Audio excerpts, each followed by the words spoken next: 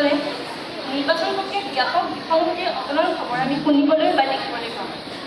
সদায় অধ্যক্ষ মহোদয় যোৱা বছৰ ফেব্ৰুৱাৰী মাহত চণ্ডীগড়ৰ মেয়ৰ নিৰ্বাচন বিষয়ে কৰা জালিয়াতি এই ক্ষেত্ৰত এক জ্বলন্ত উদাহৰণ।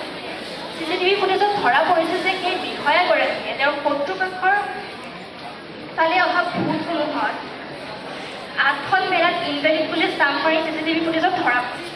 আনকি দেশৰ উচ্চতম ন্যায়ালয়ে এই ঘটনাক গণতন্ত্ৰৰ হত্যা বুলি অভিহিত কৰিছে। আৰু ইয়াৰ পাছতো আমাৰ সন্মানীয় চৰকাৰী পক্ষৰ লোকসকলে ক'বলৈ দ্বিধাবোধ কৰা নাই যে ভাৰতৰ গণতন্ত্ৰ সফল আচৰিত। আকৌ আমাৰ অসমত ইলেক্ট্ৰনিক ভোটিং মেচিন EVM চুৰি কৰি গাড়ীত লৈ গৈ থাকোঁতে চৰকাৰী নেতা ধৰা পৰা পৰ্যন্ত ঘটনা ঘটি গৈছে। সদৰ অধ্যক্ষ মহোদয়, নিৰ্বাচন আয়োগ হ'ল আমাৰ দেশৰ এনে এটা সংস্থা যিয়ে নেকি দেশত মুক্ত আৰু নিকা নিৰ্বাচন অনুষ্ঠিত হোৱাৰ বাবে দায়বদ্ধ।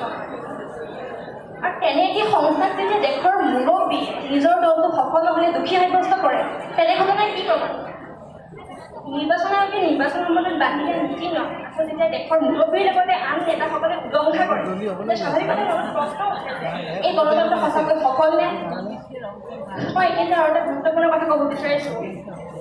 দেশৰ সচেতন নাগৰিকসকলে দেশৰ খবৰ ৰখা মাধ্যমবিলাক হৈছে খবৰ কাগজ আৰু বিভিন্ন নিউজ চেনেল।